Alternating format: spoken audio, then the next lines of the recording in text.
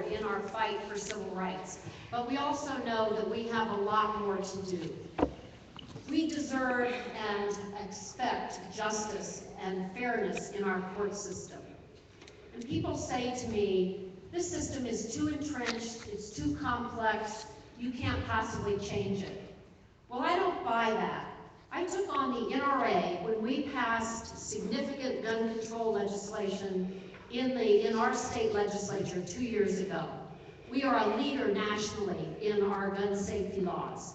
I also took on the big banks and spent 3 years getting a bill passed to provide fairness for people who were facing the loss of their homes in our system. And finally, I took on the district attorneys when I passed a bill that gives due process to kids who are facing charges as adults in our system. I don't just talk about it, I've done it and I will do it. So what do I want to do with the DA's office? It is time for a new direction in our DA's office, and I am uniquely qualified to lead that effort forward.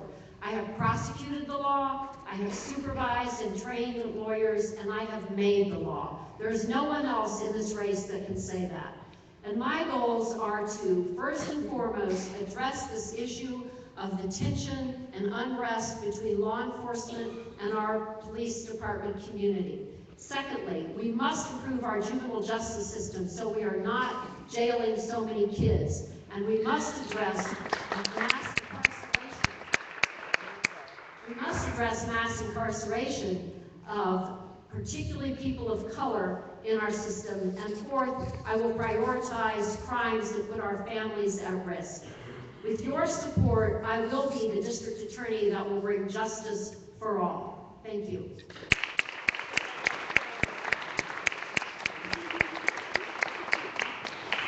Good afternoon. Can you hear me? Awesome. I feel like I kind of lost my voice after that exciting parade. So, I'm going to try to speak as loud, and I'm also from the Bronx originally, so I speak really fast. So I'm going to slow down. So we're going to start with the first question. If you need to see the questions, if you need to read them, you can just move over here, and they'll be projected up here. Okay? So candidates, you have 2 minutes. Timekeepers are right over here. All right. And we're going to start from left to right. Okay? In 2014, the Brooklyn District Attorney's Office formed a conviction review unit tasked with reviewing and investigating cases of convicted citizens who claim to be innocent.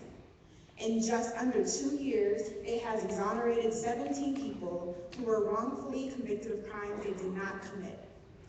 As Denver District Attorney, would you seek to replicate this review unit model for wrongful convictions? Additionally, would you consider tasking this unit with reviewing controversial, non-indictment decisions in local cases of police misconduct, excessive force, and/or homicide? So I'll start. Yes, I'm very interested in replicating this effort to see if we have people who've been convicted in Denver who in fact are innocent. And we actually have an example of that going on right now in Denver. Some of you may be familiar with the Clarence L. Moses case, where we have a gentleman who was in prison for 26 years, the entire time claiming that he was innocent. And in fact, he raised money from other fellow inmates in order to test the evidence for DNA because he was convinced that the DNA would prove that he was innocent. This district attorney, our current district attorney, fought his effort to have a new trial. I would not have fought that effort, and now he currently has been released by a judge who says he is entitled to a new trial. And that was a judge who was a former district attorney, actually. And she indicated that he should be released, awaiting the decision by the DA's office. The DA's office has not yet come out with a decision about whether to retry this man. I would not retry Clarence L. Moses. So I am very committed to making sure that when we do convict people, we are convicting people who are guilty, not people who are innocent. And I applaud the use of our DNA efforts to exonerate folks who in fact are not guilty of the crimes for which they are accused. So, thank you.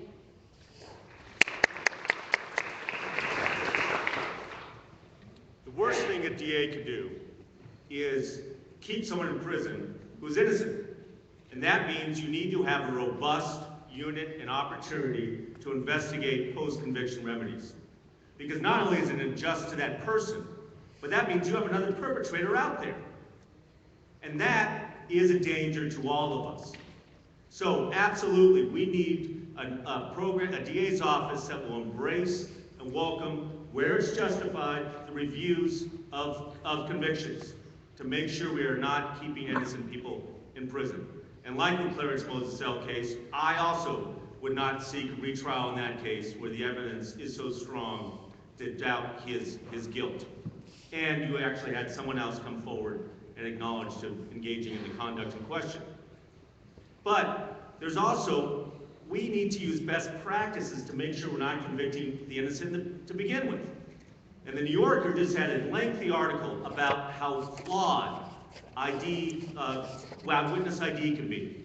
And we need to use the best practices and partner with the police department to make sure that innocent people are not put on trial to begin with. Now there's a second part to this question that I want to answer as well, which is how do we improve the decision to not charge high-profile cases? And I think that deserves an answer as well. And in my view, that means we need much greater transparency than we have right now, where we have a district attorney in a case of a shooting, issues a report, and says, take it or leave it, that's my position. Clarence Booker died in Denver County Jail in 2010. And as the candidates know, we're still getting questions about it, because the public doesn't understand how that decision is made. If I'm DA, you will understand the decisions I'm making, and then we work together to bring justice to our city and make sure we have a system we can all be proud of.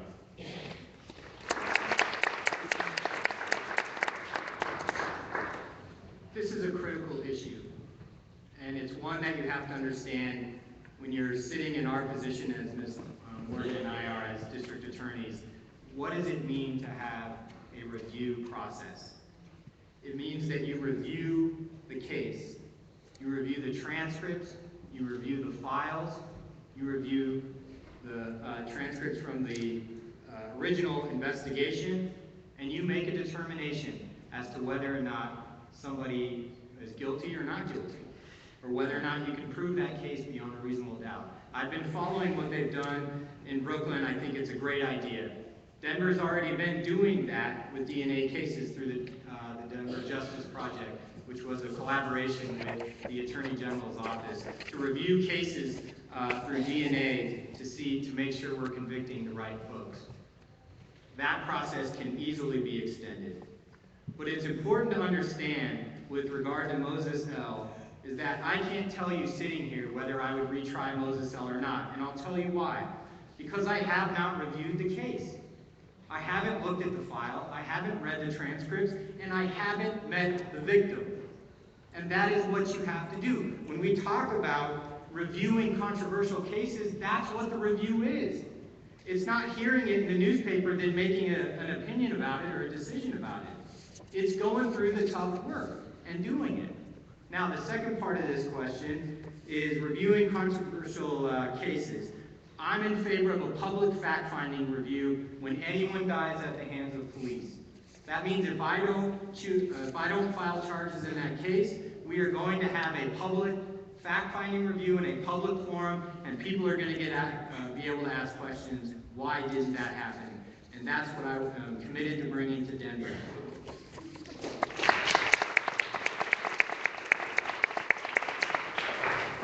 Thank you. It's really hard to answer this question in 2 minutes, and I'm going to do my best. Let me start with the first issue of wrongful convictions.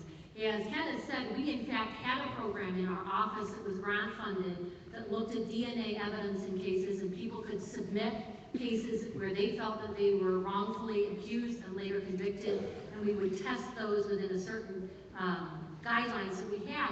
Unfortunately, we lost funding for that unit. So when we make promises about creating new units, I want to be honest with folks. We have the same resource issues that other people do. So if this is a program that the community wants and the community needs to work with us, and I'd be delighted to set it up. But this is going to take a lot of time and resources, so we've got to do it together. Yes, in the second issue of reviewing controversial issues, in indictments and non-indictments, I would do that prior to making a decision about indictment. There are two separate issues here, right? There's the issue of when somebody is accused of mistreating a citizen, somebody in Denver, and whether or not that person suffered injury or serious bodily injury. I would, as I have explained to people, create a panel that makes a decision in my office about whether somebody should be charged. And I would submit certain cases to what we call the double refusal, which is not one person, but two people, uninfluenced by each other, make a determination of whether or not somebody should be charged.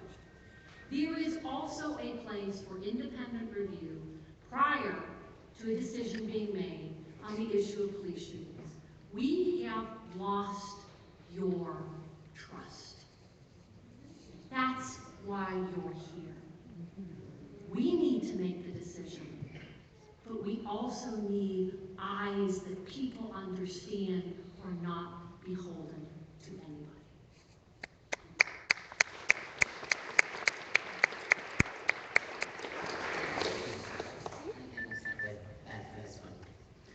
Currently in Denver, most diversion programs for drug-dependent adults or those suffering from mental health issues require people to be arrested to access often subpar jail-based services. Would you consider implementing diversion programs for drug-dependent adults and those suffering from mental health problems that provide access to community-based services prior to an arrest or trial, a process as pre-booking diversion or law enforcement-assisted diversion, commonly called LEAD, and why or why not? Yes, I would definitely support such a program.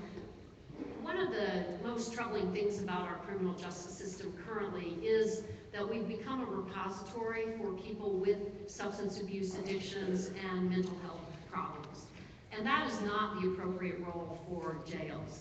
And even our jailers, our sheriffs, will tell you they are not equipped to really handle people who have these mental health, and often it's codependent mental health and substance abuse issues. One of our biggest challenges is figuring out how to keep those people out of our prison system, and where do we get the resources to do that. So in the legislature, a couple of years ago, we worked very hard to put additional funding into our mental health system here in Colorado, and we set up crisis centers throughout the state that do provide 24/7 crisis interventions for people with mental health issues. We put $20 million into it, and we just, the committee that I'm chair of, the health committee, just got a report about the usage of those crisis centers, and it has been remarkable how many people are actually using the centers and also using the hotline. We now have a 24/7 hotline. Those are the kinds of efforts that we really need to be providing for our citizenry. I heard when I was working on this issue from many families who have, particularly adult children, who are drug dependent or alcohol dependent or have psychological issues, about the fact that there was nowhere for them to take their children and they ended up having to call the police. We as a community really need to take a look at this and put some resources into helping those who have these kinds of substance abuse and addiction problems. So I'm very much in favor of pre-booking programs to help divert those people out of our system.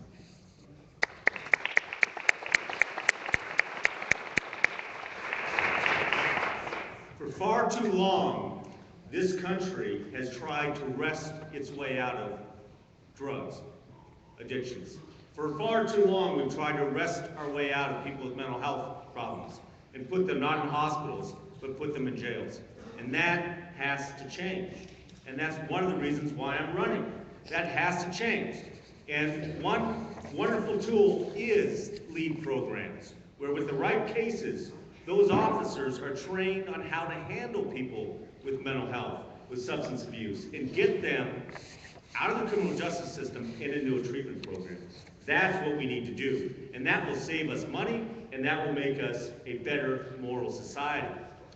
But so much of it is about the fact that we are not training our police officers and our sheriff's deputies on how to deal with mental health. What's the point of having a special mental health unit in the Denver County Jail if the deputies aren't given training on how to handle the people in that jail? And this is where so many of the tragedies are occurring. Michael Marshall was in the Denver County Jail and left on a stretcher. He was there for a $100 bond, people. Right. $100 bond. And that's what we have to change. We need to address how we address the criminal justice system and the use of bond and who we're putting in jail and why they're there. And LEAD is an important tool to make sure we change that system.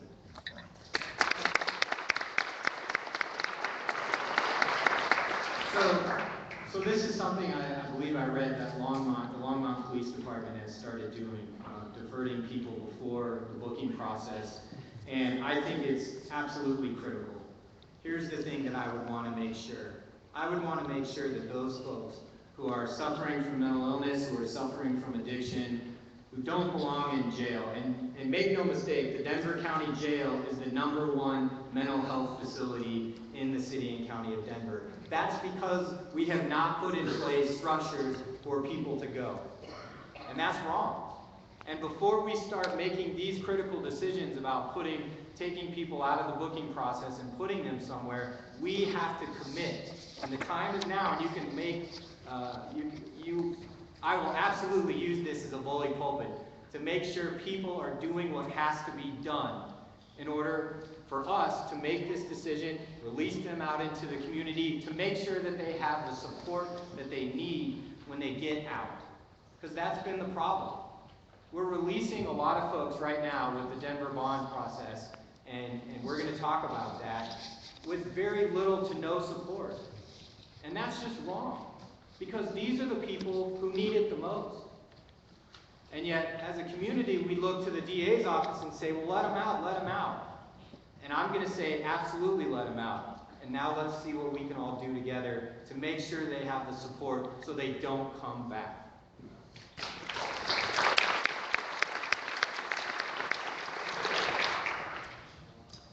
For far too long, we have used a criminal justice model to address the issues of addiction and mental health, and we need to move to a public health model. I have been doing that since we reformulated drug court in 2007, and by no means is that a panacea, but it's a start. We need to understand that the services that we provide to people with mental illness and addiction issues in this state are appalling. Each and every one of us should be ashamed of the fact that if you have a dual diagnosis in this state, there is one program that is a long-term program that you don't have to pay for, and the waiting list is 11 months. So when we go to the state legislature, it's not enough to say, I want to change this bill or I want to change that bill. You have to say, what is your real commitment? So let's talk about that issue of, do you want diversion programs? Pre-arrest diversion. There are 5 areas, there's strategic intercepts, that the people across the nation are talking about when we intercept in people's lives. And that first intercept is the issue of arrest. Right now, when you call 911, you have 3 options. You have the option to call the police, you have the option to call fire, and you have the option to call paramedics. You don't have the option to call mental health professionals. Police always have to get involved. Why is that?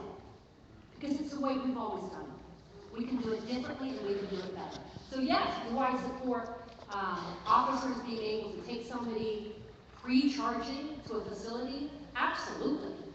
But I'm challenging the fact that we don't need officers involved, because they've got better things to do. So that's what I want.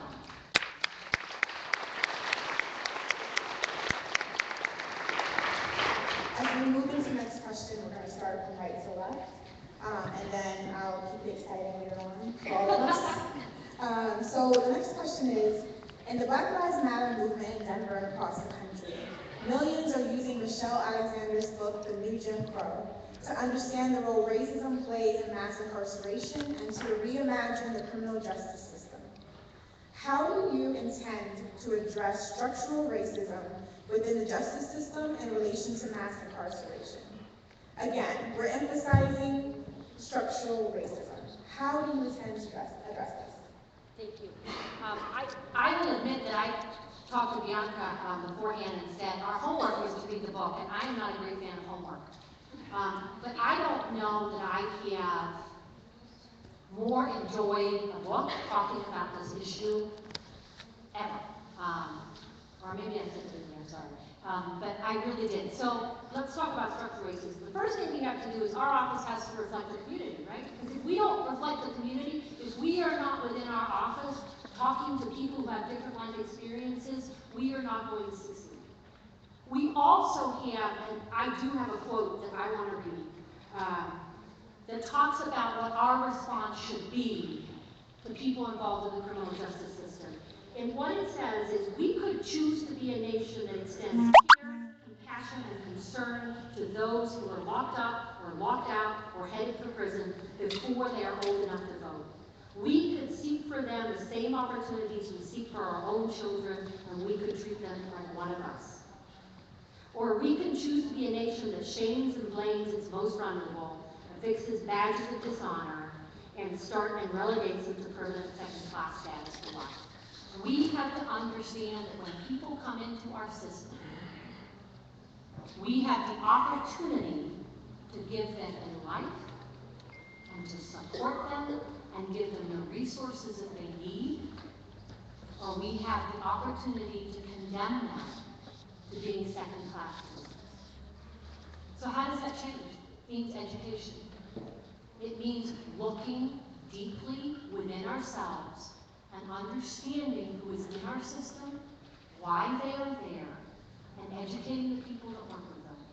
So that when we use that broad, and some people have described it as awesome decision-making process, we do it fairly.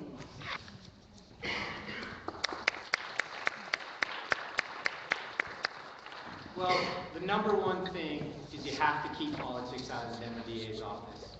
This was an incredibly powerful book to read. I was moved by it. It made me rethink what I do for a living, because it challenged everything that we do for a living. And let me tell you, the one theme out of this book is how politics corrupted the criminal justice system for its own good. Politicians used this system, they created it, and they perpetuated it depending on what they wanted to get out of it. And that has to stop. I'm not a politician, I'm a prosecutor. I'm here because this is what I've chosen to do as my life's work. Now, on page 233, the one thing Michelle doesn't do is she doesn't give us the answers of how you solve this incredibly complex problem. But on page 233, if you look, she gives us 15 ways in which we can start to address the structural problems of this. And I think there are ones that we can absolutely do on